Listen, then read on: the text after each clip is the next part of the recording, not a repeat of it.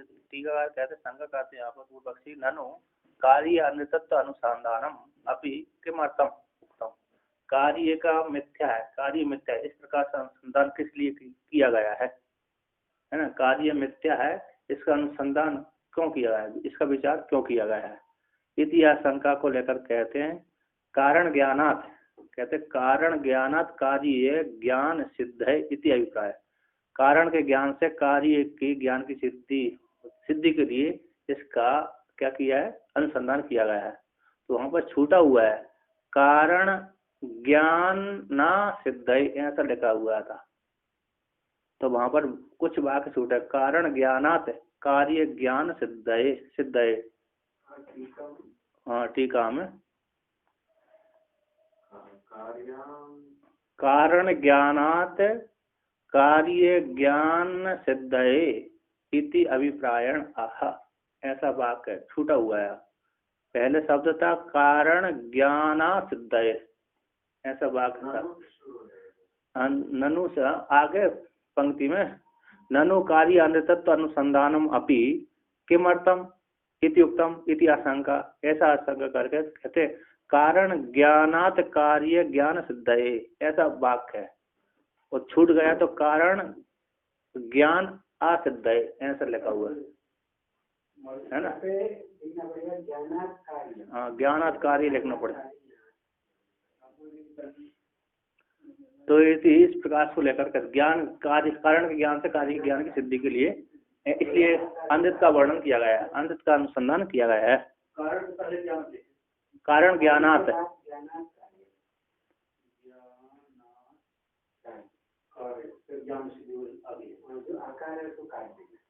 तो आगे कहते हैं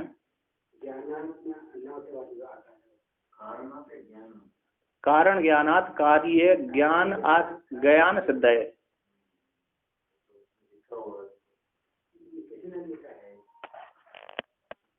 कारण ज्ञानतः कार्य विज्ञानम चापि सोबदत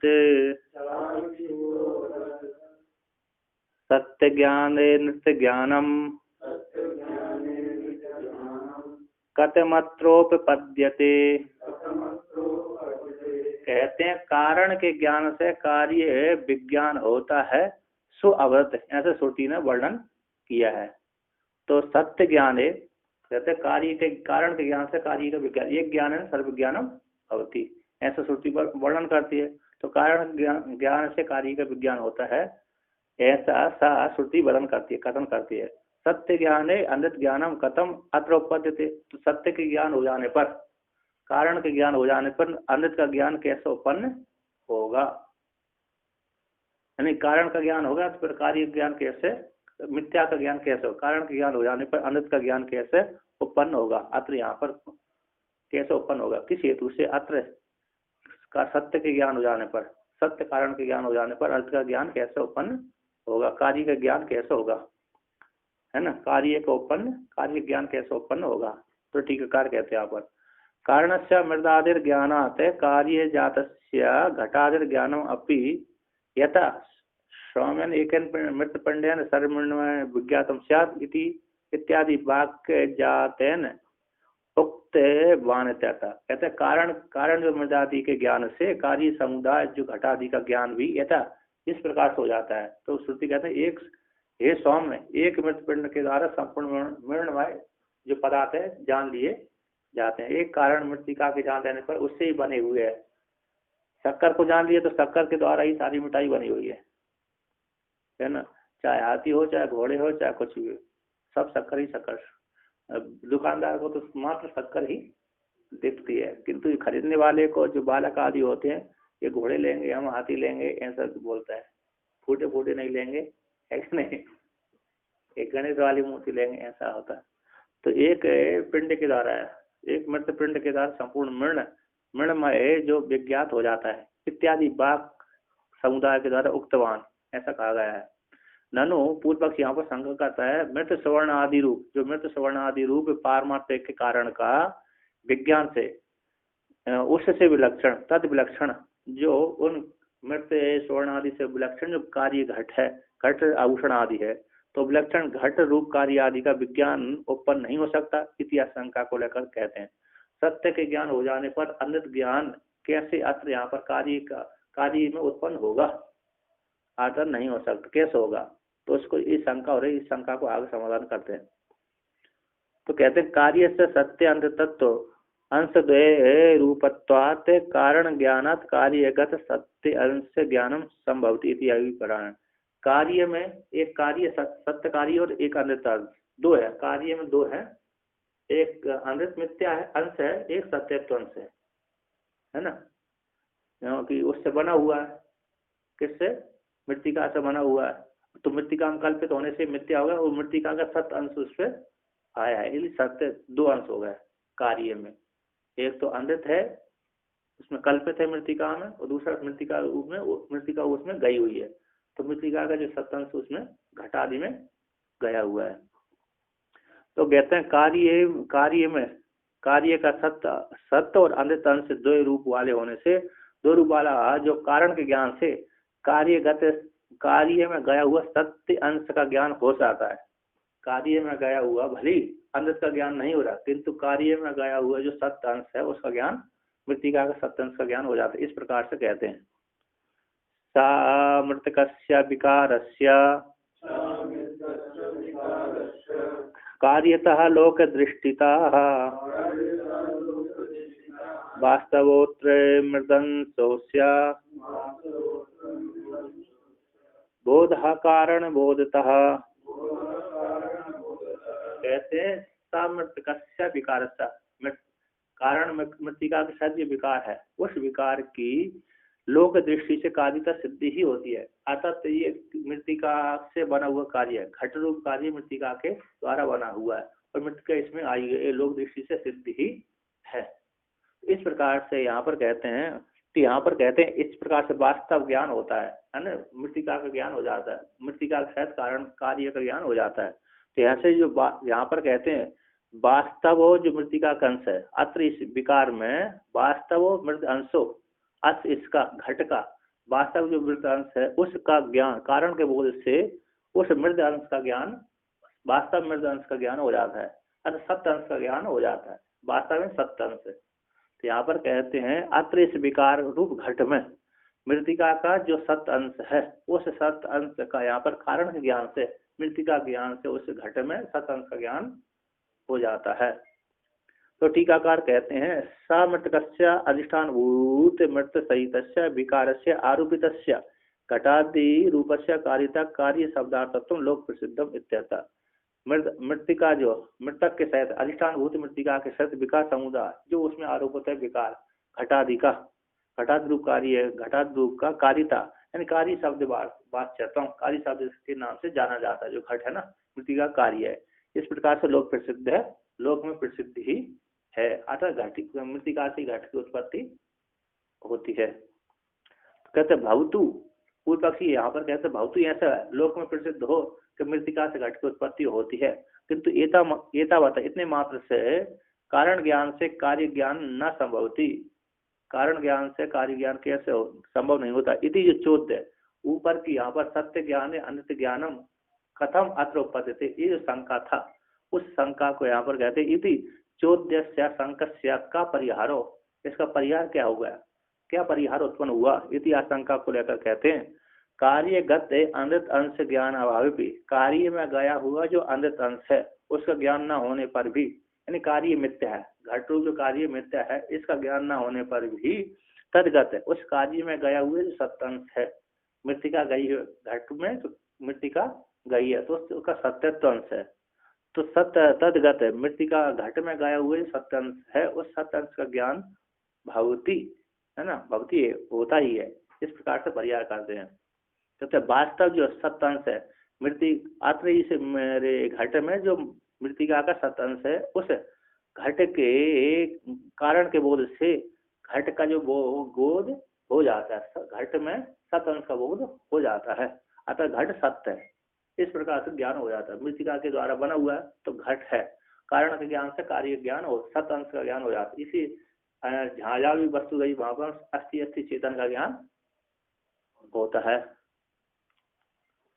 तो टीकाकार कहते हैं अत्र कार्य में जो वास्तव मृद अंश है, मृद अंशो अस्थि, मृद अंश है, अस्य इसका विकार है ना, विकार का, अस्य विकार का जो वास्तव, अस्य यानी वास्तव अंश का, यानी मृतिका का जो वास्तव अंश है, घट में जो मृतिका का वास्तव अंश सत्य अंश है, उस सत्य अंश का बोध यानी ज्ञान कारण ज्ञान से हो जाता है। बोध यानी ज्ञान, कारण ज्ञान, कारण के ज्ञान से उसका मृतिका का कार्य में वो ज्ञान हो जाता है। तो आगे कहते हैं यहाँ पर ननु कार्यगत सत्य अंश बद अंध अंशोपी बोधव्य इतिहास संख्या प्रयोजन अभावात नहीं बमित्या। कहते हैं कार्य में गया हुए सत्य अंश है, जैसे कार्य में गए हुए सत्य अंश से जानने के योग है ना, अंध अंश भी जानने के योग होना चाहिए। इति आशंका को लेकर कहते हैं यहाँ पर सत्य अंश को जानने में तो प्रयोजन है, किंतु असत्य अंश को, मिथ्या अंश को जानने में कोई प्रयोजन नहीं है, उसको लेकर कहते हैं अंधतांशो न बोधभ्यस्य तद्बोधानुपयोगितः तत्व ज्ञानम पमर्थम स्यान् न नृतांसावबोधनम। कहते हैं अंधतंसो न बोधव्य, अंधित जो अंश है मृतिका में घट में गया हुआ जो अंधित अंश है वो जानने के योग्य नहीं है। तो जानना नहीं, जान भी लिया तो कोई बात नहीं, और जानने में कोई प्रयोजन नहीं है। घट कार्य मिथ्या है, मृतिका ही सत्य है। घट में, घट कौन से मृतिका में कल्पित है घट है, तो मृतिका के अलावा तो घट में कोई दूसरा चीज मृतिका है तो एक घट उसका कार्य है, कल्पित है। तो कल घट जो मृतिका में कल्पित है ना वो मिथ्या है, इसको जानने में कोई प्रयोजन नहीं है, पुरुषार्थ नहीं है। जैसे यहाँ पर वेद में कहता है सृष्टि में पुरुषार्थ नहीं है, सृष्टि में वेद का प्रतिपादन करने में तात्पर्य नहीं है, वेद का तात्पर्य सृष्टि के प्रतिपादन में कारण है, वो उपादान है, हाँ उससे बना हुआ है। क्यों नहीं मानते? हाँ, परमात्मा ही माया को लेकर के उपादान कारण है, इसलिए ईश्वर का लक्षण है अभिन्न निमित्तोपादान कारण। तो उपादान कारण में सत्य हो जाएगा। हाँ, तो सत्य व्यवहारिक रूप में सत्य पारमार्थिक रूप से नहीं है, माया जैसे व्यवहारिक रूप से अनिर्वचनीय है, तो माया उसी की शक्ति है, माया के लोग करके बना हुआ है। इसी परमात्मा का ये विवर्त है, परमात्मा का ये विवर्त है। तो माया को लेकर के, चेतन को लेकर के तो उसको निमित्त कारण हुआ है, जैसे घट कुमार उस निमित्त कारण है, चेतन को लेकर के, चेतन अंश से तो घट निमित्त कारण बनता है कुलाल, और मृतिका रूप से कौन बनता है? उपादान कारण बनता है। मृतिका घट के प्रति उपादान कारण है और चेतन रूप से कुलाल निमित्त कारण। उसी प्रकार ईश्वर इस जगत का निमित्त का, चेतन रूप से निमित्त कारण हो गया और माया को लेकर के उपादान कारण होगा, क्योंकि माया उसकी शक्ति उसी में कल्पित है। किस में कल्पित है? उसी ईश्वर में कल्पित। जब अपनी माया को स्वीकार करता है तभी सृष्टि करता है, इसलिए माया को स्वीकार करता है, तो इसी सृष्टि माया स्वीकार जिस काल में कर ली ब्रह्म ने स्वीकार कर ली, मिथ्या रूप से भी मिथ्या ही है वो, पारमार्थिक सत्य नहीं। तो जिस काल में वो स्वीकार कर ले तो उसी समय जगत का निर्माण कर देता है। तो माया को लेकर के उपादान कारण ईश्वर ही बनता है, ब्रह्म ही बनता है। उपादान कारण, तो उपादान कारण जब मृतिका से घट को मानते हैं, हाँ, तो घट के नाश होने पर जो उपादान जो कारण है वो रहता है। हाँ, तो वैसे संसार में मान लेंगे तो देह जो संसार दिख रहा है स्थूल, तो स्थूल शरीर, स्थूल जैसे ये नाश होगा तो फिर इसका कारण है उपादान वैसे ही जाति वैसे प्रकृति वाला होगा। हाँ देखिए, जैसे घट का जब नाश होता है तो मृतिका मिल जाता है ना। घट रूप कार्य का, मिथ्या कार्य का जब नाश होता तो किस में लीन हो जाता है? वो मृतिका में। तो कारण की कार्य की सत्ता नहीं रही। अब उसी प्रकार परमात्मा से बना हुआ है जगत, तो सबसे पहले पृथ्वी आकाश आदि निर्माण की, आकाश से लेकर पृथ्वी तक निर्माण कर दिया। अब हमको इसको बाध करना है, किस में बाध करना है? ईश्वर ने। तो सबसे पहले पृथ्वी को बाध कर दिया जल में, जल को तेज, तेज को वायु, वायु को आकाश और आकाश को माया कर, और माया उसमें कल्पित है कि नहीं। अब माया जो कल्पित है तो भ्रांति से ये दिख रहा है।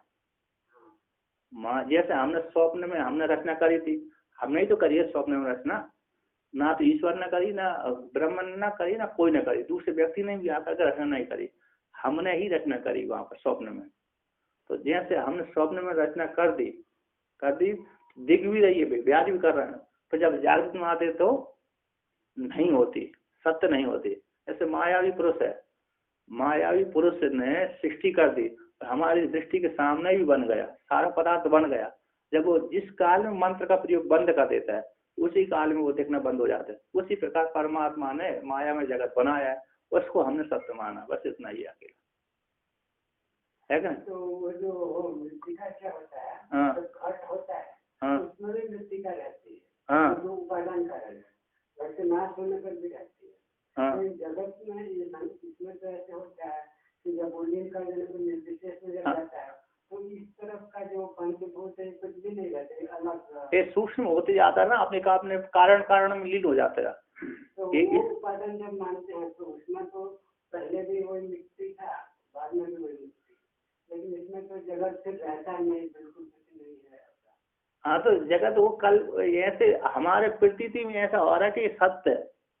जब हम स्वप्न में जाते हैं ना वो जगत, उस काल में तो हमको सत्य ही दिखता है, जब जागृत में आते हैं उसी प्रकार मिथ्या हो जाता है। उसी प्रकार ये जागृत का जगत है, हम अभी इसको सत्य मान के जाते हैं, स्थूल मोटा है, वो कारण में कैसे लीन होगा इतना मोटा, इतना स्थूल पदार्थ उस कारण, जब ये अपने कारण में लीन होता है सूक्ष्म हो जाता है यही जगत। जब पृथ्वी अपने कारण में लीन होगी उसी कारण में ये सूक्ष्म हो जाएगी। अब वो जल उस तेज की अपेक्षा और मोटा है, जब तेज जल अपने कारण में लीन हो गया तो वो भी सूक्ष्म हो जाएगा। कारण क्योंकि कार्य स्थूल ज्यादा होता है और कारण कैसा होता है, सूक्ष्म होता है। मृतिका आपको देखो सूक्ष्म दिख रही है और घट कैसा बड़ा हो जाता है। ये कितनी सी मृतिका में इतना बड़ा घट बनता है, बनता है नहीं बनता। तो जैसे इतना बड़ा घट है इतनी सी मृतिका में अंतर्भूत हो जाता है। उसी प्रकार पृथ्वी का जो पृथ्वी जल में लीन हो जाती है, उसमें सूक्ष्म कारण में लीन हो जाती है और उससे सूक्ष्म तेज में लीन हो जाती है।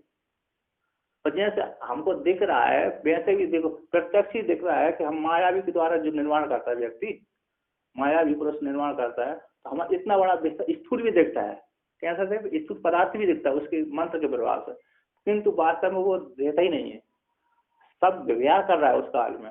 जितने क्षेत्र में उसने माया फैलाई है उतने क्षेत्र में सब स्थूल ही पदार्थ देख रहा है, कई सूक्ष्म पदार्थ में हमको नहीं देख रहा। अब जिस काल में उसने माया हटा दी उसी काल में स्थूल पदार्थ कहाँ गया कहाँ नहीं गया ये मालूम नहीं रहता है। उसी प्रकार हमको स्वप्न में भी उसी प्रकार स्थूल ही देखता है, सूक्ष्म नहीं देखता वहां भी, किंतु इतनी सी सूक्ष्म नाड़ी में दिख जाता है। तो जैसे वो मिथ्या रहते हैं, जैसे मायावी का माया मिथ्या रहते, उसी प्रकार ये जगत भी मिथ्या है। वो ईश्वर माया जैसे मिथ्या है उसी प्रकार उसका जगत भी मिथ्या है। माया इसके उपादान कारण है और माया अनिर्वचनीय वो मिथ्या है। तो वो जब मिथ्या है कारण मिथ्या है तो उसका कार्य भी मिथ्या है। तो ईश्वर ने रचना करी है, ईश्वर में कल्पित है, ऐसा हमारे में कल्पित है वो माया। स्वरूप भी है, उसका स्वरूप उसमें अनिर्वचनीय, उसको सत्य नहीं कह सकते, ये ऐसी है ऐसा नहीं कह सकते। माया को क्योंकि भाव पदार्थ माना है, माया को भाव है पदार्थ मानते हैं वेदांत में, क्योंकि वो दिखती है, ये माया दिख रही है उसका कार्य दिख रहा है। माया का अन्वय है ना, वर्णन किए कि आप माया उसकी शक्ति कैसी अन्वय है, तो उसका जो कार्य दिख रहा है इसलिए भाव पदार्थ है, दिखती है। किंतु वो ये पारमार्थिक रूप से सत्य हो चेतन जैसी ऐसी नहीं है ना, चेंज होती रहती है। आज एक क्षण में है ऐसी देख रहे, दूसरे क्षण में दूसरी हो गई। तो इसलिए अरे पारमार्थिक रूप से सत्य नहीं मानते उसको, व्यवहारिक रूप से सत्य मानते हैं, क्योंकि उसका व्यवहारिक प्रश्न है कार्य में जो मिथ्या अंश है वो जानने योग्य नहीं है, ये जो कहा है। हाँ, तो उसमें तात्पर्य नहीं है। मेरा ये मानना है कि मैंने जान लिया कि मिट्टी का ही पत्ता है। हाँ, तो एक को बोला कि घर ले आओ, तब वो घर ले आएगा। मैं उसको बोलूंगा कि मिट्टी का लेके आओ, हाँ, तो मिट्टी का लेके आएगा, मिट्टी लेके आएगा, घर नहीं लेके आएगा। हाँ, अगर घर शब्द व्यवहारिक में प्रयोग ना करे, अगर मिट्टी का ही करे तो कार्य सिद्ध नहीं होता। हाँ, मृतिका से कार्य के सिद्ध होगा, व्यवहार आदि नहीं होंगे। और मृतिका रूप कारण से व्यवहार सिद्ध नहीं हो सकते, किंतु घट से व्यवहार सिद्ध होते हैं। किंतु मृतिका में वो कल्पित है। ये तात्पर्य इतना, ये दृष्टांत इतना तात्पर्य है उसका, कोई विशेष इसका प्रयोजन सिद्ध करने के लिए थोड़ी है कि घट इससे, घट का ज्ञान करने से सारे मुक्ति हमको हो जाएगी, मृतिका ज्ञान करने से मुक्ति हो जाएगी, इसके लिए प्रयोजन नहीं है। घट इससे बन रहा है, इससे व्यवहार हो रहा है, इससे व्यवहार नहीं, इससे कोई तात्पर्य नहीं है हमको। तात्पर्य यह है मृतिका के ज्ञान हो जाने से, मृतिका रूप कारण के ज्ञान हो जाने से संपूर्ण मृण्मय जगत, संपूर्ण मृतिका के विकास जाने जाते। उसी प्रकार एक परमात्मा के जान लेने से उसी का ये विकास है, इतना तात्पर्य है। मात्र तात्पर्य इसमें है, नहीं तो घट का प्रयोजन में सिद्ध नहीं है कि घट कैसे बना कैसे नहीं बना, किस रंग का, उसमें कोई प्रयोजन नहीं है।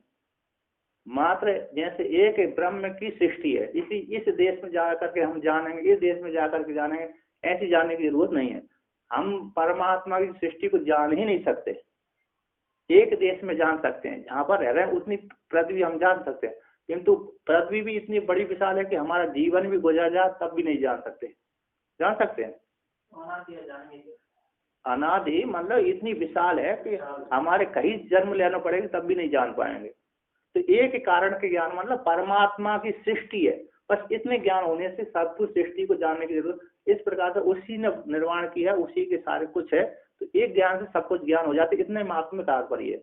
अतः फिर वहां पर जानने की इच्छा नहीं रहती हमको, और ना कि उसकी प्रतिपादन में इच्छा है। तो कई बार आया है, उपनिषदों में भी आता है, गीता में भी आता है, ब्रह्म सूत्र में भी आता है, अन्य इन प्रक्रिया ग्रंथों में आता है कि सृष्टि में सृष्टि का तात्पर्य नहीं है। सृष्टि जिसने की है उसमें सृष्टा में तात्पर्य है। सृष्टा को बोध कराने के लिए ही श्रुति ने इतना जगत का प्रपंच फैलाया दिखलाया है कि इस जगत का प्रपंच उस सृष्टा ने रचना करी, ऐसे उसको जानो, वो तुम्हारा स्वरूप है, आपका स्वरूप है। इस प्रकार से श्रुति उपदेश करती है, क्योंकि हमने अपने को जीव मान कर रखा है, तो हमारा जीवत्व कब नष्ट हो जाए उसके लिए सृष्टि श्रुति कर देती है कि उस परमात्मा से जगत उत्पन्न हुआ। तो इतने में तात्पर्य है। हाँ, और क्या,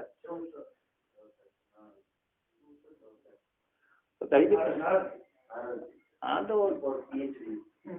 और उसमें सृष्टा में तात्पर्य है तमाम है ना। और दूसरी एक बात है, और दृष्टांत पूरा का पूरा दृष्टांत दाष्टान्त में नहीं घटता। दृष्टांत मात्र एक देश का होता है, लिया जाता है। पूरा का पूरा लेंगे तो कैसे हो जाएगा? कह रहे यहाँ तो मृतिका देख रही, कारण क्यों नहीं देख रहा है? मृतिका हमारे कारण चक्षु इंद्रिय का विषय बन रही है, घट भी चक्षु का विषय बन रही है, और ये भी विषय बन रही है। मृतिका भी उसी पर कारण ब्रह्म भी बनना चाहिए, ऐसा नहीं। जैसे व्यापक आकाश का दृष्टांत देते हैं, आकाश के समान ब्रह्म है, तो उसके कुछ अंश को हमने स्वीकार किया, पूरे अंश को स्वीकार नहीं कर सकते। क्यों? एक अंश उसका जड़त्व है, तो चेतन को जड़त्व मान लेना पड़ेगा। यदि पूरा अंश है दृष्टांत स्वीकार करेंगे तो दृष्टांत मात्र एक अंश स्वीकार करते हैं, जहाँ पर समन्वय हो जाए मानना पड़ेगी फिर। इसलिए एक दृष्टांत एक देश का भाग होता है, एक देश स्वीकार करते हैं दृष्टांत में, दृष्टांत को दाष्टांत में जोड़ने के लिए। समुद्र में तरंग जल, बस कितना तरंग है, कितना बड़ा है। हाँ, और क्या, जल है, उसी से निकलते हैं। अब आगे कहते हैं, तो हाँ, कार्य को प्रतिपाद करने में प्रयोजन नहीं है। तो यहाँ पर कहते हैं हाँ, अरे जो है अन्य अंश से ना बोधव्य, अन्य जो अंश है कार्य घट है ना, कार्य घट मिथ्या है, इस अंश से जानने के योग्य नहीं है। तद बोध अनुपयोगात, उसकी बोध में कोई उपयोगिता सिद्ध नहीं होती। कार्य घट के अनृत अंश में जो कार्य घट वो अनृत है, मिथ्या है, इसके बोध में कोई उपयोगिता पुरुषार्थ सिद्धि नहीं हो रही। क्या कहते हैं? पुरुषार्थ की सिद्धि, अनुपयोगिता मतलब पुरुषार्थ की सिद्धि नहीं हो रही। हमारे इससे कल्याण हो जाएगा, जैसे भोजन करने से कल्याण होता है, ना कि देखने से कल्याण होता है। हमको भूख लगी हुई है, तो भूख लगी है तो किससे कल्याण होगा? हमारे भूख की निवृत्ति होगी भोजन को जब आत्मसात करेंगे, तभी हमारी क्षुधा की निवृत्ति होगी। किंतु भोजन हमारे सामने रखा है, इतने से हमारी क्षुधा की निवृत्ति हो जाए तो नहीं होगी। देखने मात्र से प्रयोजन वहां पर नहीं रहते। उसी प्रकार अमृत को सिद्धि करने के लिए प्रयोजन नहीं है, उपयोग नहीं है। पुमार्थ सिद्धि तो कब हो जाएगी? पुरुषार्थ सिद्धि जब उसके ज्ञान से, उसका कारण को ज्ञान जान लेंगे तो उससे पुरुषार्थ सिद्धि हो जाती है। कहते तत्व ज्ञानम पुमार्थम स्यात्, तो उसका तत्व स्वरूप ज्ञान है, वही पुरुषार्थ की सिद्धि होती है। मृत्यु कारण के, जैसे मृतिका के कारण से, मृतिका रूप कारण के ज्ञान से संपूर्ण मृणमय जगत, मृणमय पदार्थ जान लिए जाते हैं, उसी प्रकार ब्रह्म रूप कारण को जान लेने से उसका ही सारा विकास है ना, ये सिद्ध हो जाता है। तो तत्व ज्ञान ही, तत्व जो ज्ञान है मोक्ष को देने वाला, मोक्ष पर तत्व ज्ञान ही पुरुषार्थ का हेतु होता है। न अमृत अंश अवबोधम, अमृत अंश के बोध में पुरुषार्थ की सिद्धि नहीं होती। तो कहते प्रयोजन, टीकाकार कहते हैं प्रयोजन के अभाव को दिखला दे, तत्व ज्ञान ही पुरुषार्थ का हेतु है, अमृत अंश पुरुषार्थ का हेतु नहीं है।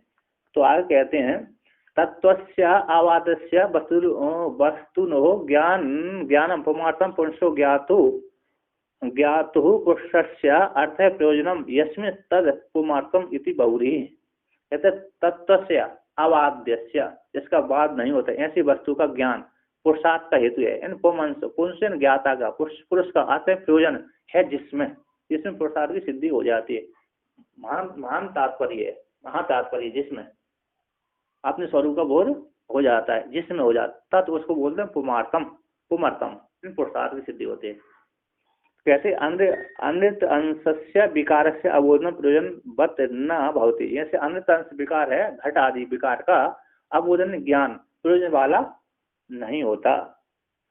अब आप कहते हैं नन हो कारण ज्ञानात् कार्य ज्ञानम भवति, कारण के ज्ञान से कार्य ज्ञान होता है। इति एतत् श्रुति श्रोता की बुद्धि में चमत्कार हेतु हो जाए, इति आशंक भविष्यति हो जाए, इति आशंका को लेकर कहते इति अभिप्राय से उक्त तद एतद न भवति।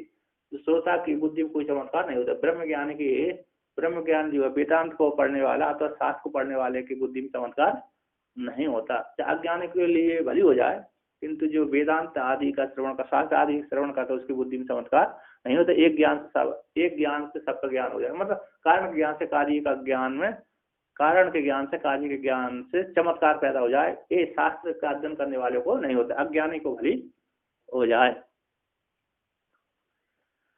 तो कहते हैं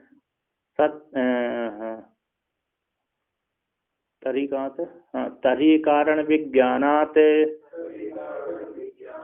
कार्य ज्ञान मितेरिते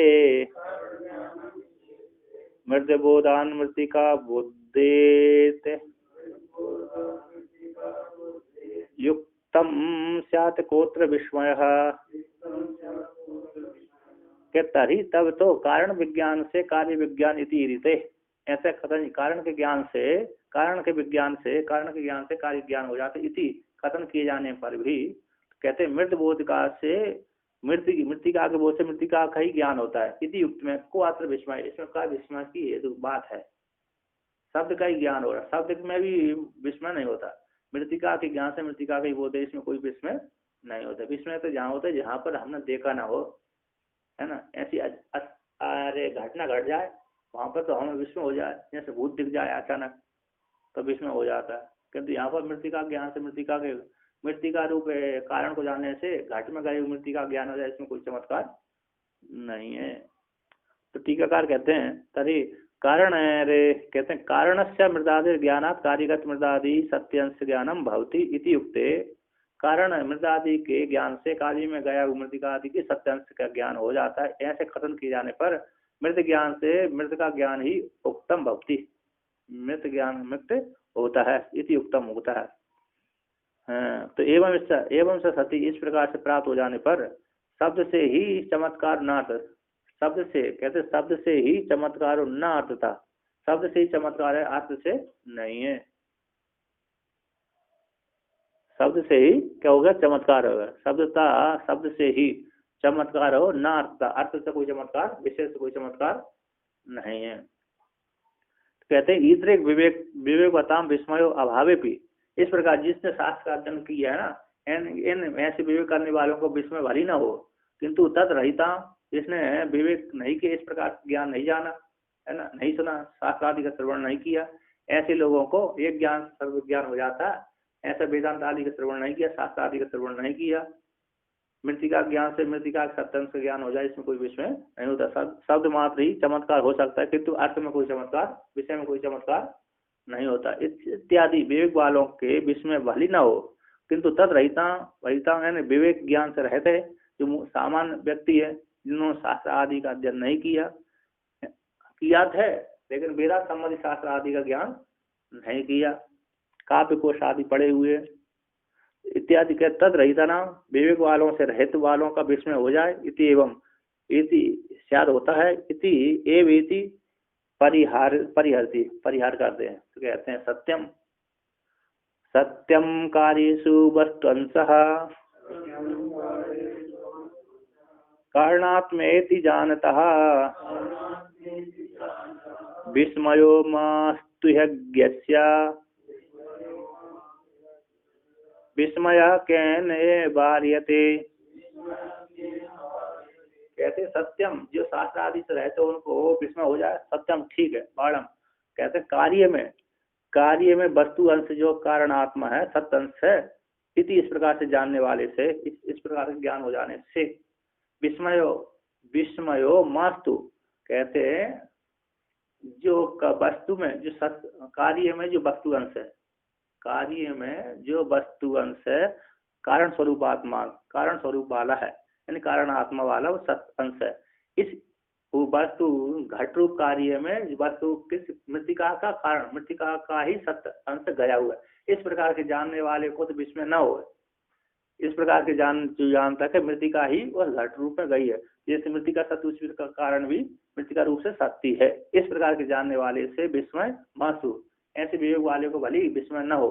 किंतु यह अज्ञस्य, किंतु जो ज्ञानी नहीं, इस प्रकार विवेक नहीं है कि मृतिका से घट बनता है इत्यादि का ज्ञान नहीं है। सत्य मृतिका सत्य उसी प्रकार मृतिका घट में ही सतंश है, मृतिका का ही सतंश है। इस प्रकार के जिसको ज्ञान नहीं है, ऐसे अज्ञ पुरुष को विस्मय किसके द्वारा वारण होगा, ऐसा पूर्व पक्षी कथन करता है।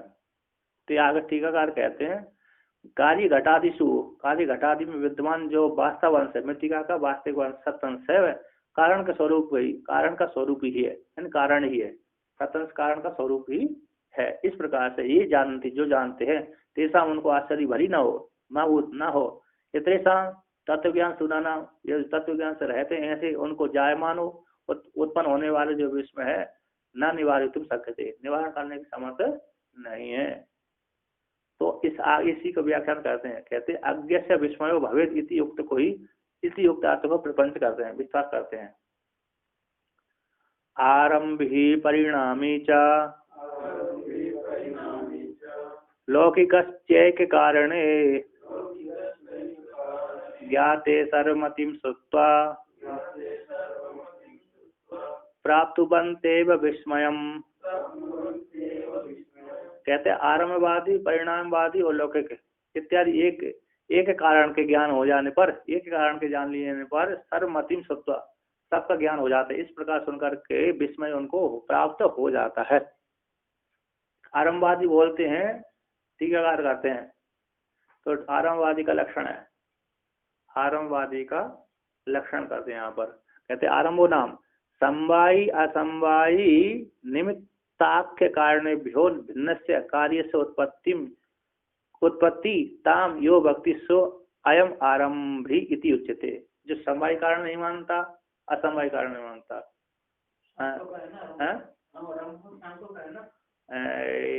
आरंभवाद होता है नैयायिकों का।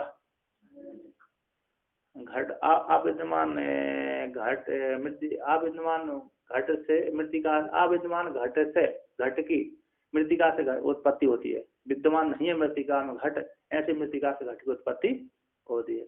मृतिका है सांख्यों का है, परिणामी माया, उनकी प्रकृति परिणाम को प्राप्त हो जाती है, तीनों गुण परिणाम परिणित हो जाते हैं। तो कहते समवाय कारण हो गया, मृतिका से घट बन गया, है ना। असमवाय कारण अरे घट मृतिका का रूप है, घट रूप के प्रति असमवाय कारण हो गया, है ना। गुण के प्रति असमवाय कारण होता है, गुणों के प्रति असमवाय कारण होता है। और द्रव्य के प्रति समवाय कारण हो गया, द्रव्य के प्रति समवाय कारण, गुण के प्रति असमवाय कारण। और निमित्त कारण कुलाल हो गया, कुलाल के द्वारा घट की उत्पत्ति है। असमवाय कारण जैसे तंतु का रूप पट रूप के प्रति असमवाय कारण होता है। हाँ भिन्न भिन्न है, उससे पट रूप से तंतु क्यों नहीं दिखता, तत्व दिखेगा नहीं, तंतु नहीं दिखेगा, पट कैसे बनेगा। और दिख रहा है चक्षु की, तो जब एक तंतु वाला धागा तत्व मतलब धागा, जब धागा बड़े बड़े करते जोड़ते जाएंगे पट संज्ञा हो गई उसकी रूप। हाँ तो तंतु का घट कपाल द्वय का रूप है, कपाल द्वय का रूप घट रूप के प्रति कारण है, असमवाय कारण है।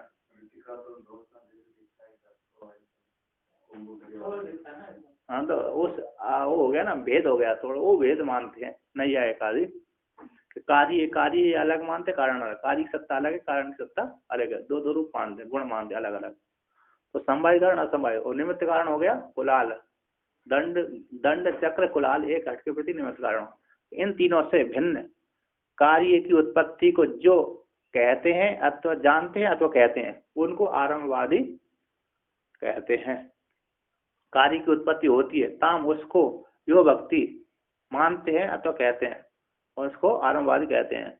अब परिणामवाद कहते हैं, पूर्व रूप के परित्याग से रूपांतर की प्राप्ति जो स्वरूप होती है उसको परिणाम कहते हैं। यो भक्ति जो कहता है उसको परिणाम कहते हैं। दूध ने अपने पूर्व को त्याग कर दिया, ढाई रूप में परिणत हो गया, उसको परिणामवाद बोलते हैं, परिणामी।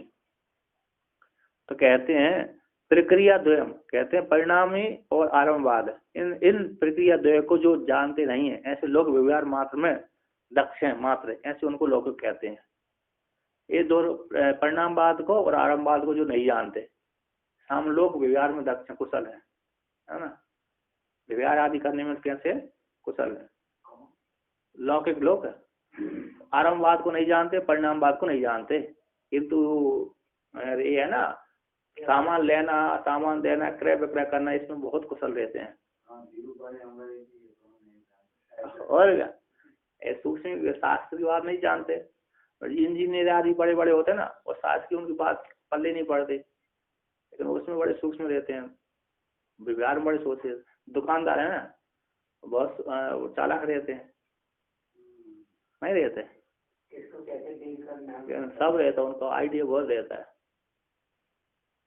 किसको कैसे कहना, ठगना किसको है किससे नहीं ठगेंगे, वो सब जानकारी रहती है ना, चेहरा देखकर समझ आते हैं इसको कैसे बोल सकते हैं।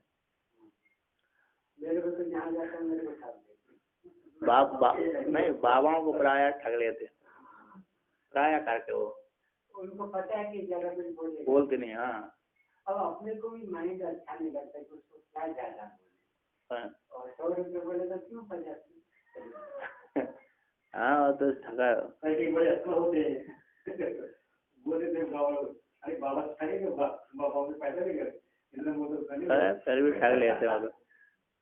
तो कहते हैं ऐसा हम त्रयाणाम अपि कारणस्य एक ज्ञानाद अन्येषां कार्याणाम विज्ञान भवति इति वाक् श्रवणाद विस्मय भवेत्। कहते एक इन तीनों का है ना, ऐसा त्रयाणाम तीनों का आरंभवाद परिणामवाद और लौकिकों, इन तीनों का भी एक कारण के ज्ञान से अनेकेषां कार्याणाम अनेक कार्यों का विज्ञान होता है। इति वाक् श्रवण से विस्मय होता ही है, भवेद हो, भवेद है ना, हो जाना चाहिए, भवेद होता है, होता ही है, ये का लगा दिया।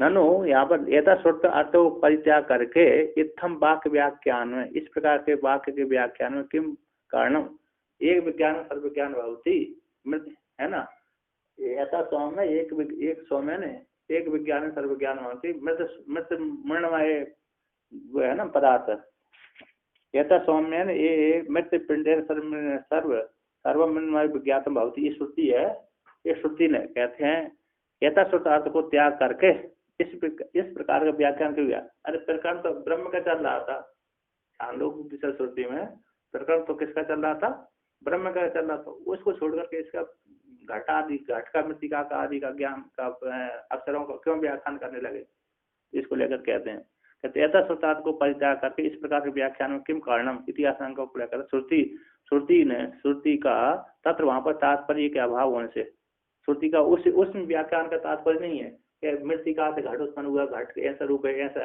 किंतु इस ज्ञान के द्वारा जैसे मृतिका ज्ञान से एक मृतिका ज्ञान से संपूर्ण मृण्मय पदार्थ को जान लिया जाता है, उसी प्रकार एक आत्मा को जान लेने पर संपूर्ण जगत को जान लिया जाता है। इसमें तात्पर्य उसका है श्रुति का, किंतु उसके प्रतिपादन में नहीं है, घटादि की बोध कराने में प्रतिपादन नहीं है।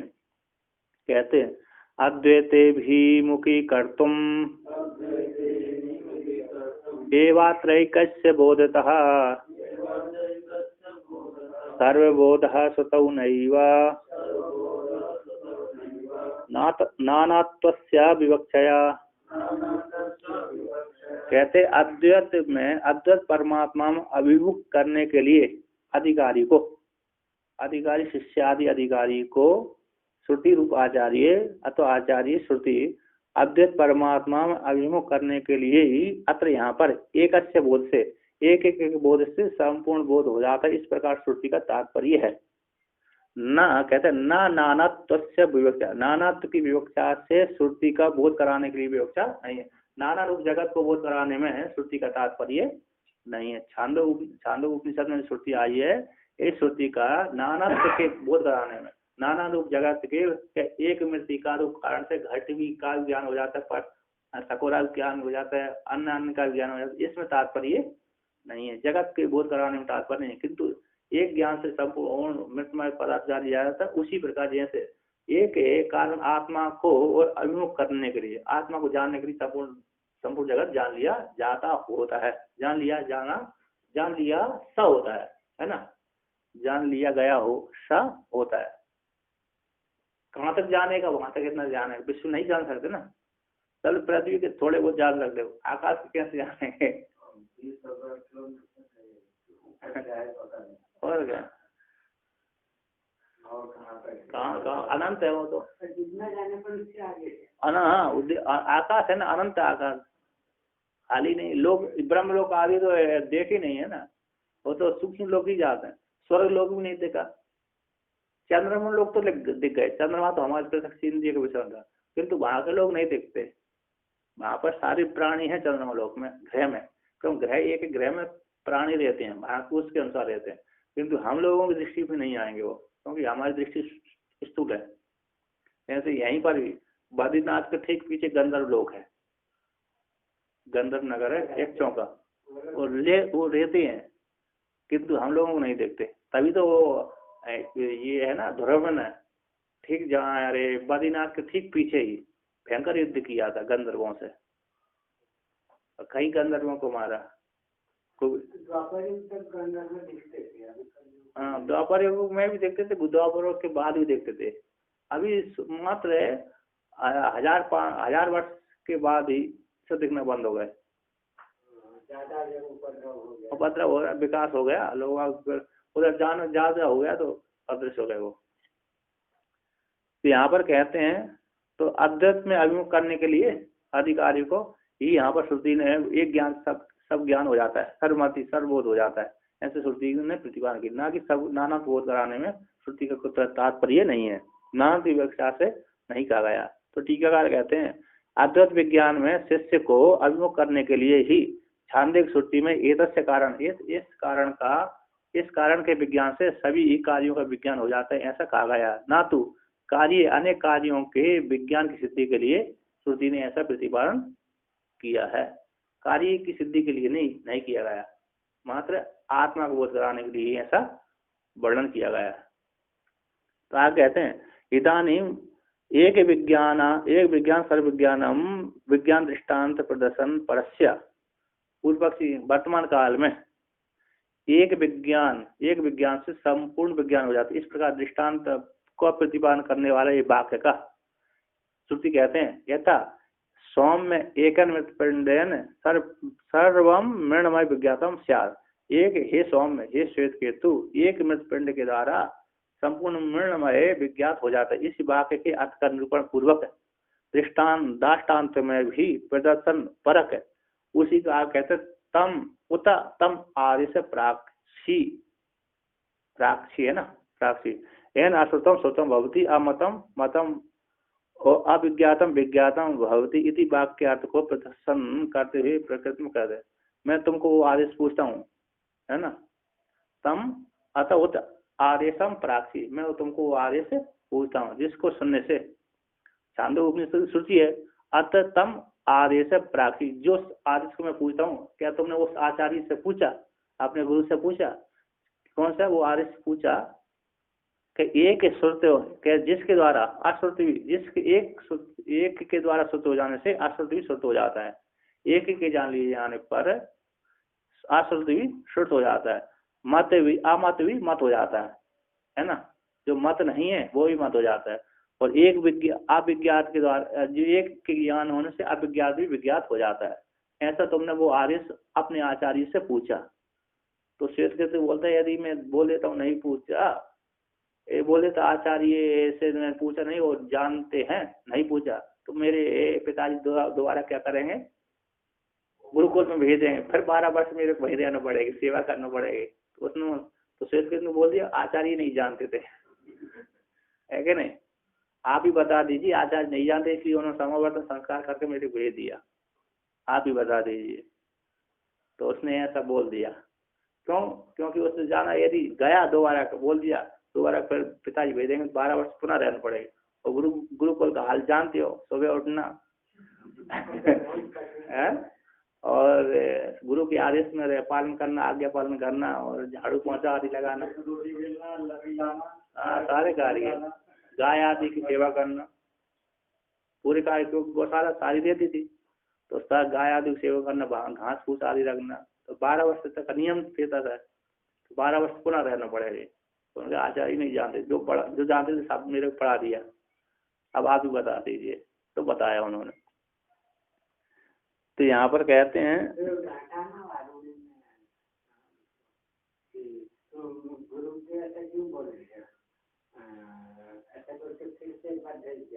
नहीं भेजा, उसको नहीं भेजा, वो नहीं, उसी ने ऐसे बोल दिया, जो आचार्य जानते सब पढ़ा दिया। हाँ नहीं, दूर कहीं नहीं आया है ऐसा, आया भी होगा तो इसका विषय में नहीं आया है, इसने तो झूठ बोल दिए, ऐसे ही झक्कू लगा दिया।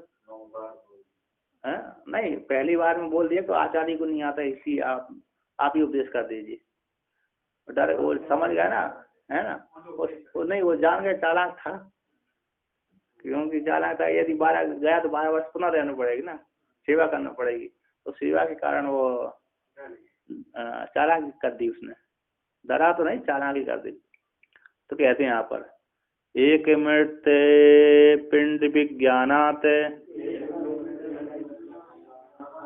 सर्वमय धीर्यता तथैक ब्रह्म बोधेन जगत बुद्धि विभाव्यताम। कहते हैं एक मृत पिंड के ज्ञान से, मृत पिंड के ज्ञान से संपूर्ण मृण्मय धी जिस प्रकार से होती है, संपूर्ण मृण्मय का ज्ञान जिस प्रकार से हो जाता है, उसी प्रकार से एक ब्रह्म बोध से संपूर्ण जगत बुद्धि भी जानना चाहिए, जगत के विषय में जान लेना चाहिए कि संपूर्ण जगत उस परमात्मा का विवर्त है, विकास है, विलास है। जगत विषय बुद्धि की विभावता जान लेना चाहिए। तो ठीक है, कहते हैं जगत बोध बहुत, तो ये तो जैसे घट शराब आदि उपादान, घट शराब उपादान एक मृत पिंड के ज्ञान से, यहाँ पर मृत पिंड से अबोधात है, अबोधात है ना, मृत पिंड से अबोधात है, वहां पर सुधारना पड़े, बोधात हो जाएगी, या तो अब बोधात लें अथवा अबोधात, बोधात कर लेना, वहाँ दीर्घ आकार था उसको अष्ट कर दो, मृत पिंड के आगे एक है, अबोधात करिए अथवा अबोधात, वहां पर दीर्घ है ना, उसको या तो ह्रस्व कर दी अथवा अब करना पड़ेगी, है अब अबोधात ऐसा लिखा है, वाक्य दीर्घ आकार है ना, जोड़ दिया तो ठीक है, नहीं तो नहीं जोड़ रहे हैं तो उसको दीर्घ आकार को काट दो, दीर्घ को काट दो, हर्ष कर दो, हाँ पिंड से बोधात ऐसा कर दीजिए, पिंड से बोधात अथवा अबोधात है, कोई भी कर लीजिए, पंचवी होना है ना, नए नए समास को काट दीजिए। तो कहते हैं जैसे घट शराब आदि का उपादान कारण एक मृत पिंड है, उस मृत पिंड के बोध से तद उसके उससे उत्पन्न होने वाले विकार, संपूर्ण विकार जो घटादि है उनका बोध हो जाता है ना। तो कहते हैं एवं इस प्रकार से जैसे सर्व उपादान एक ब्रह्म, संपूर्ण उपादान का कारण जो एक ब्रह्म है, उस ब्रह्म के बोध से संपूर्ण कार्य समुदाय कृष्ण से संपूर्ण जगत का बोध हो जाता है। इति अवगमतम, ऐसा स्वीकार कर लेना, जान लेना चाहिए। तो आगे कहते हैं ननु ब्रह्म जगत हो स्वरूप अपरिज्ञाने ब्रह्म ज्ञानात् जगतो ज्ञानम भवति इति एवं न अवगंतुम शक्यते। ब्रह्म और जगत का, ब्रह्म जगत का दोनों का जब तक स्वरूप का ज्ञान नहीं होगा तब तक ब्रह्म ज्ञान से जगत का ज्ञान कैसे होगा, है ना। ब्रह्म के ज्ञान से जगत ज्ञान होता है। इति एवं ये जानने के लिए समर्थ नहीं है, न अवगंतुम शक्यते, जानने की समर्थ नहीं। इति आशंका को लेकर कहते तद अवगमाय, उनके जगत और ब्रह्म के स्वरूप वह दोनों के स्वरूप दिखलाने के लिए कहते हैं, कथन करते हैं। ब्रह्म का ज्ञान, ब्रह्म का स्वरूप और जगत का स्वरूप को दिखलाना प्रतिपादन करते हैं। कहते हैं सच्चित सुखात्मकम ब्रह्म नाम रूपात्मकम जगत तापनीय श्रुतम ब्रह्म सच्चिदानंद लक्षणम। कहते हैं सत्य त्रिकालाबाद्यत्व सत्यत्व चित स्वरूप ज्ञान स्वरूप सत्यम ज्ञानम ब्रह्म प्रज्ञानम ब्रह्म सुखात्मकम सत्यम ज्ञानम आनंदम आनंदो ब्रह्म इत्यादि श्रुति में एक एक श्रुतियों के ये शब्द ये सच्चिदानंद स्वरूप ऐसा सब ब्रह्म है। और नाम रूपात्मक जगत है, नाम रूप जगत के दो ही नाम स्वरूप है, नाम और रूप है, आकार। ये ब्रह्म का कहते तापनी उपनिषद में श्रवण किया गया है। ब्रह्म का प्रत्यक्ष ही तो 108 उपनिषद में सारे आते हैं। हाँ उसमें तो ये पंचदशिका में शायद कुछ टीका लिखा है, या तो सारण भाष्य सारणाचार्य ने, उनके माधवाचार्य के तो भाई थे।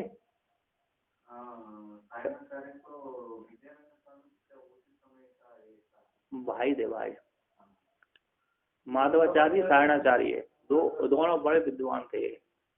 भारत जीवन के नाम दोनों ही थे इनके। सारणाचार्य इन्हें वेद के ऊपर भाष्य लिखा सारणाचार्य, और माधवाचार्य इनका नाम विद्यारण स्वामी जी का। इन्होंने बहुत वेद किए। कहीं कहीं बोलते नहीं इनके नाम से नाम दिया 1000 से और शाखा है, शाखा चालू उपनिषद शाखा 1000 है। नहीं 108 208 भी है, वो कुछ विशेष जी है। बाकी फिर बाद में राम संबंधी उपनिषद है, कृष्ण संबंधी है, तो उसमें व्यास भगवान ने उसमें आदर नहीं दिया उन्होंने। कृष्ण भगवान के भक्त लड़ जाएंगे, राम जी के छोटे हो जाएंगे, छोटे जाएंगे, आदर नहीं दिया। क्योंकि 10 उपनिषद में है ना, राम कृष्ण विष्णु की शंका ही नहीं आती। राम है, कृष्ण है, विष्णु है, शिव है, दुर्गा है, देवी है, गणेश आदि की शंका ही नहीं है।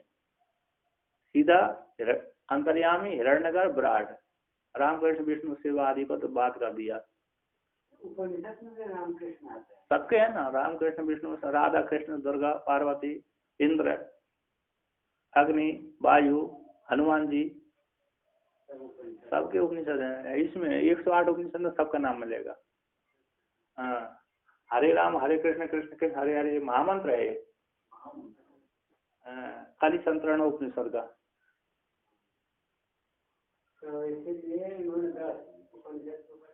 बाहर से लिख दिया। हाँ 10 का ही है, 10 का हो तो अन्य थोड़े और इधर उधर विष्णु सहस्रनाम का नाम ऊपर बात लिखा है, सनत सुजाति ऊपर बात लिखा है, अन्य थोड़े ऐसे ऐसे लिखा है। क्या है? महाभारत का है, ब्रह्म ज्ञान के ऊपर वर्णन किया। धृतराष्ट्र का संवाद है, धृतराष्ट्र और सनत सुजाति है का संवाद है ब्रह्म ज्ञान के ऊपर, भाष्य लिखा उसके। महाभारत का ये 10 उपनिषद है। उसके बाद 11 में छंद रहता है, 11 होता है ना संप्रदाय। तो उन्होंने 9 उपनिषद गीता प्रेस में कर दिए। गीता प्रेस की जो है ना इत्यादि 9, उसमें श्वेता श्वेतर उपनिषद को जोड़ दिया गया है, ऐसा है।